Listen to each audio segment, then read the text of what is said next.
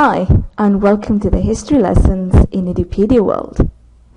Today, we're going to continue the lessons that talk about how life was before agriculture.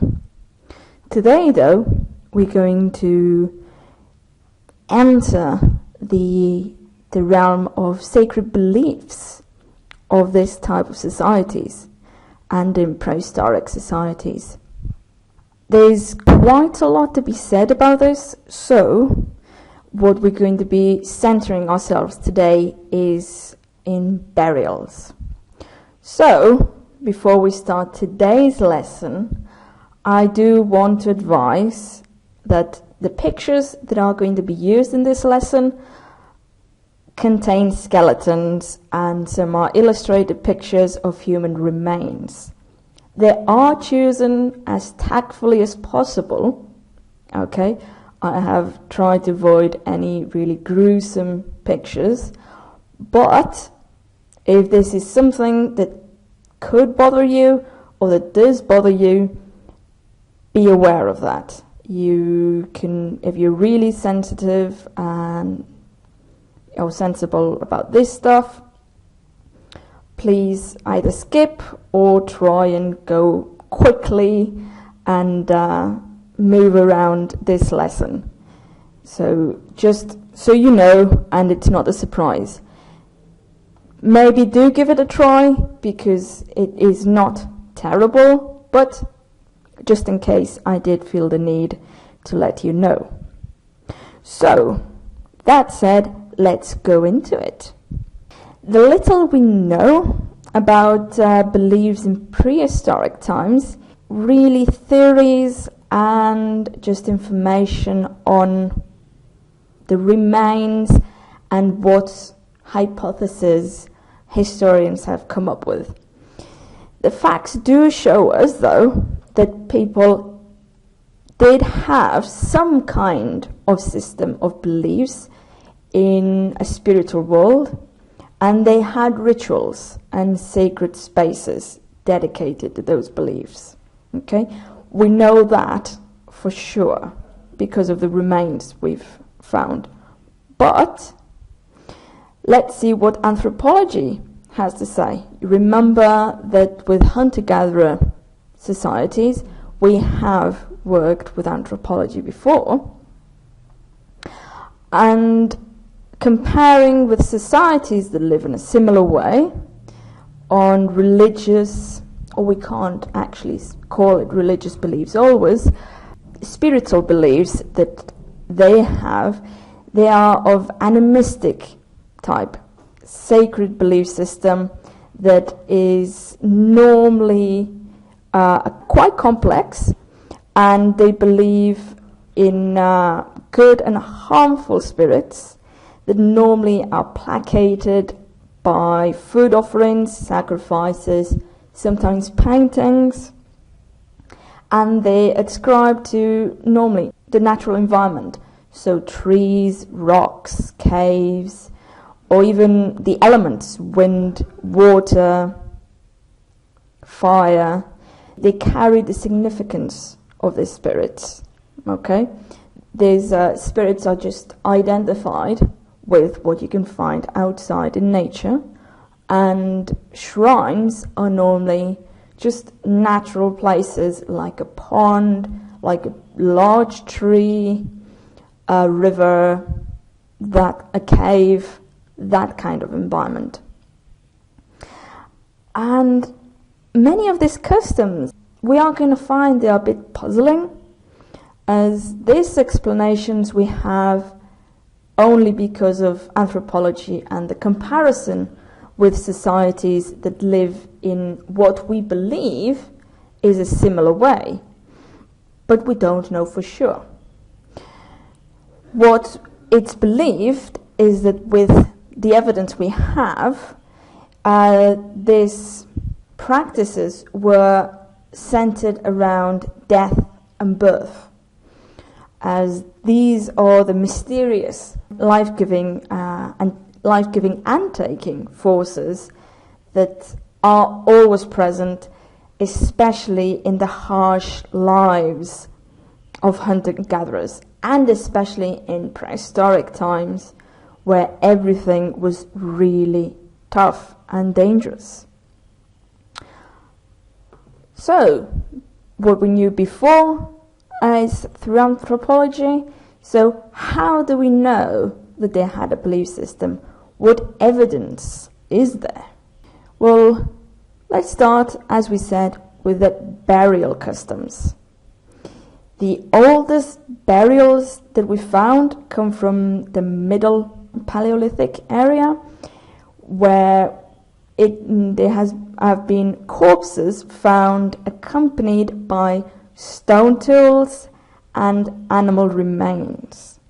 These, the difference is, were not left in just a plain, as if sometimes we've found corpses that would have been attacked by wild animals and they had just been left there with the stone tools.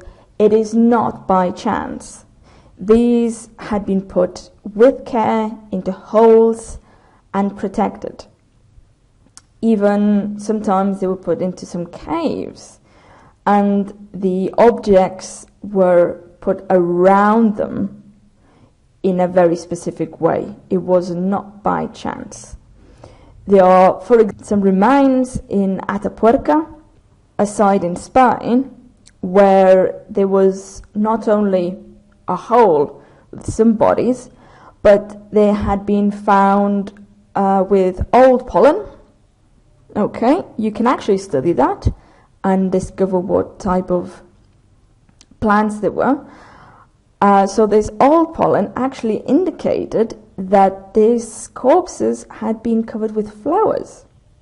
So obviously this gives us the proof that these were plant burials.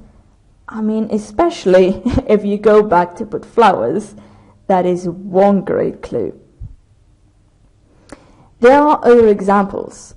For example, in a roof cave close to the village of La Chapelle-aux-Saints in France, the department of Corrèze, there's a well-preserved skeleton that was deposited with his face to the west in a pit dug in the middle of the floor, and it was wedged into position, okay, with several stones, as we can see in the picture. His legs were folded, and near his hand there was the foot of an ox, and there was part of a reindeer at his back. Surrounding the skeleton there were a large quantity of flint implements, broken bones of different animals very close to it.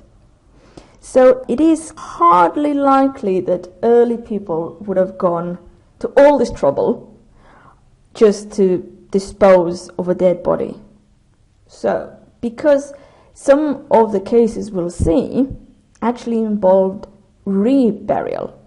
So you actually needed to go back, take the skeleton, sometimes just left the flesh to decay, and then move the skeleton around. So it was intentional. Another example of these burials is that there's been lots of corpses found in laid graves containing red ochre powder with shells, for example, and other objects, bone, ivory. What we think is that the ochre represents blood, like life-giving or life-taking. Obviously, we're not sure. And the shells were actually placed around the grave in, like, female genitalia. So it's believed it would symbolize a portal, or the portal, which children enter the world. And because the corpses were also positioned in fetal position. So it would maybe, as always with this, symbolize a type of rebirth. So you die, there's these symbols of death and birth always together. We will find, especially in the next lesson, that many symbolism we find associated either with death, birth, but also with female giver of life, fertility charms, that kind of beliefs. But not all are so, let's say, nice and caring, at least in our view. There has been pretty gruesome remains found. For example, we have evidence of cannibalism and skulls that have been removed from the main body and kept apart. Starting with the first is that this is something that I want to make clear. The fact is that we don't know why cannibalism was performed. We just know that it was. How do we know? Well, because there are distinctive marks on the human remains, on the bones, that archaeologists are perfectly capable of distinguishing what kind of animal, what kind of teeth, of which animal left the marks on the bones. This has been thoroughly studied. So when you get really strange marks, you compare them, and it has been proven that they are human teeth marks. As well, there's been tool marks left on the bones that tells us that the meat and the flesh from the human bodies were removed with instruments. This might sound strange, but there are quite a lot of examples that have been found around the world.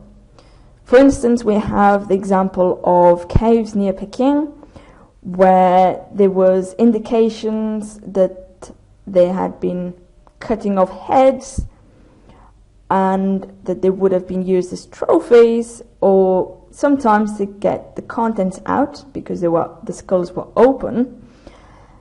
And one of the theories is that they would be to obtain the vitality of the deceased.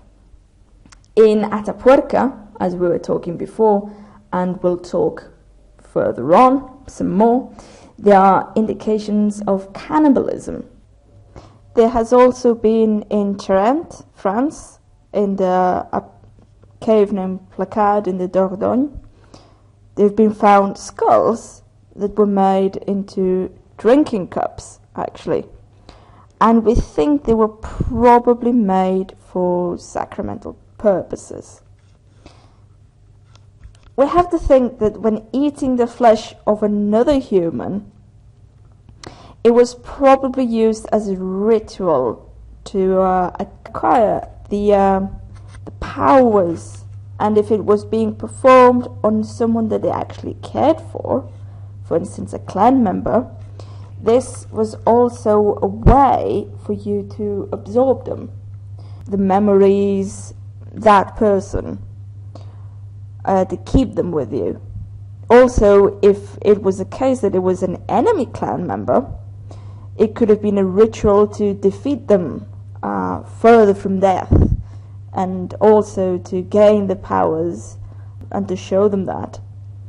There is also sometimes a theory of the need of meat to eat in really cold moments where there wasn't enough prey and hunting was bad, but it is less likely. And we don't only find bones kept because of cannibalistic rituals, but also because of ceremonial and veneration in some cases. We have found groups of skeletons in caves and holes. In Bavaria, for example, there was a nest of skulls, of 27 skulls, in 2 caves and 6 in another. There were heads that had been cut off after death, then dried and left the flesh to rot, and ceremonially preserved with the faces looking west. If that wasn't intentional, nothing is. These preserved bodies, it's also possible that we actually think that there would be outstanding members of the group that would be venerated.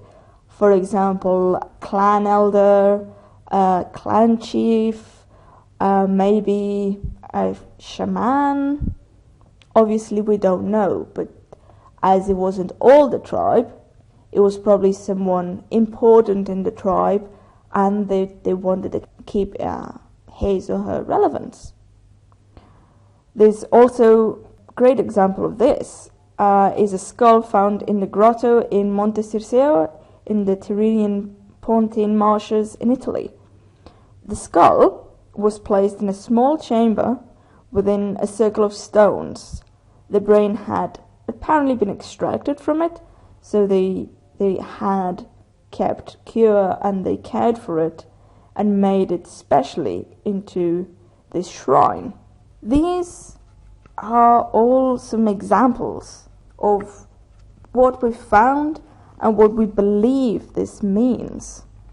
We know that these people had rituals, that they had beliefs, and sadly, this happens a lot with history, I'm sorry. We can only take hypotheses. We can't know for sure until we get the time machine. And this is the skull I was talking about. You see that it was placed really in the middle, ceremonial style, in a very specific place. These people and these places were special for them. They moved around, they didn't stay in one place for that long, but they returned to these special places and had the ceremonies and rituals that are left in the darkness of times. These were brief examples of the data that we have on the remains. We've said from the very start, hunter-gatherers are nomadic, they keep these sacred beliefs. Normally it's veneration to the dead and moments of rebirth, as we'll see. And in future lessons, we'll also keep this as an indication of human evolution, because it is at this point that you start caring for each other, that you start creating rituals and making complex associations, and it's the movement of human history. This is where then religions will come from. Sadly, we've only got this proof. To see other proof and how we've got other remains a bit more nicer than just seeing skulls, please go to the next lesson where we'll talk about art. I hope you enjoyed this one, and see you in the next.